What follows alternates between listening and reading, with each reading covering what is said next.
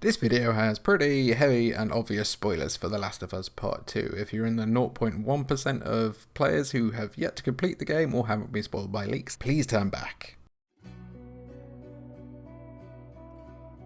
To say that The Last of Us Part 2 storyline has divided opinion would be somewhat underselling just how much of a whirlwind of discourse the game has provided since launch on June 19th. While the change in characters and tone have caused plenty of controversy, its ending has perhaps been the biggest tipping point for many. After 25 hours of violence and grime, Ellie finally catches up to Abby, Joel's killer in the first 2 hours of the game. Abby is broken, as is Ellie, and the two engage in a long, vicious fight after Ellie threatens to kill Lev.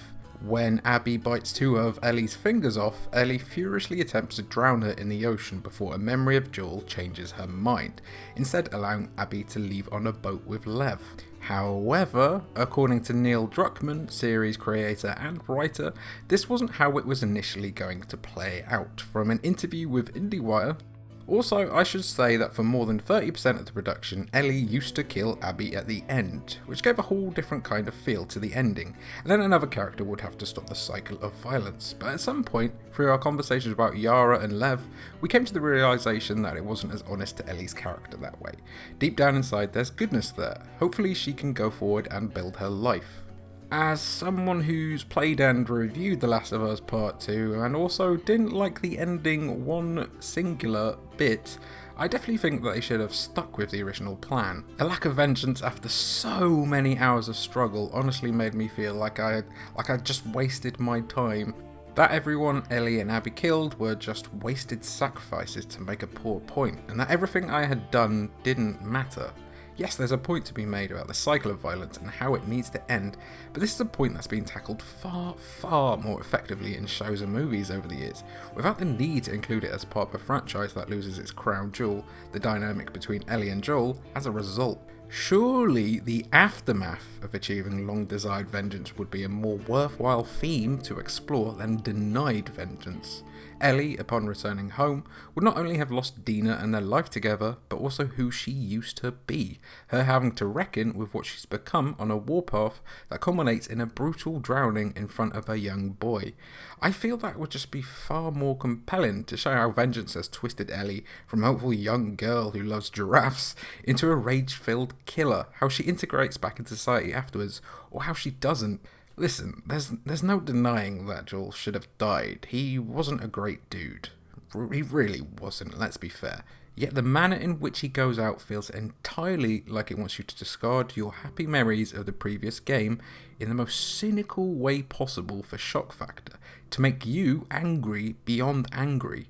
From there, revenge is all most players want. To deny them that with such a cop-out image of Joel playing his guitar, something that would surely only spur Ellie on even more, makes the 24 hours of violence and attrition just truly pointless. If that was the point, it's not profound, it's just a waste.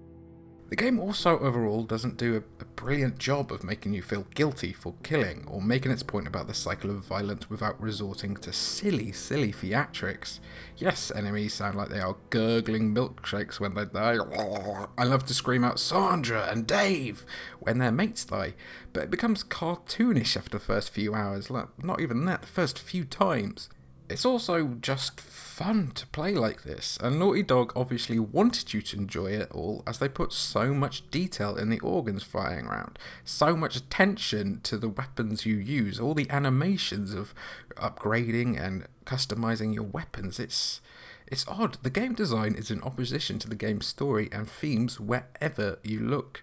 I also have to question why they would change it over halfway through production. It's no secret that plans always change during game development, but such a huge plot point being changed raises some eyebrows.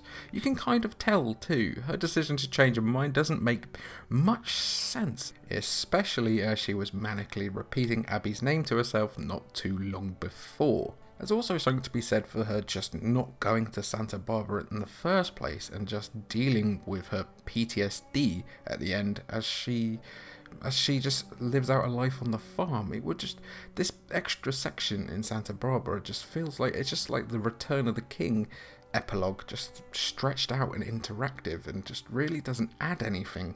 But then this new path of vengeance comes around because Tommy turns up out of the blue and has also changed his mind about stuff. He's forgone his marriage just to get back on the path of vengeance after he seemed to be the one to want to relent on this whole epic quest for revenge. It's odd. And then she relents and she changes her mind about everything. Surely it would have been a better ending to have her just living a normal life, or trying to live a normal life on the farm and trying to forget everything, and then showing the long-term PTSD effects of living with such crippling guilt and just a change in her heart. I just don't get this game's ending, man.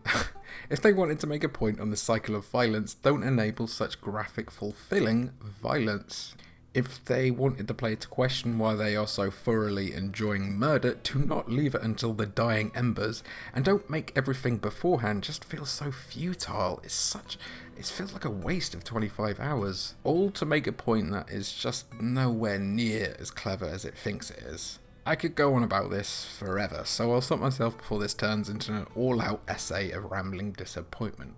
I feel I have to mention here as well, I didn't hate the game. I just feel the story just significantly dropped it down from what it could have been. Anyway, that's just what my thinkings be. What do your thinkings be in your thinking box? Be sure to share them thinkings down in the comments box down below, left or right. And yeah, thanks for watching, and have a lovely weekend.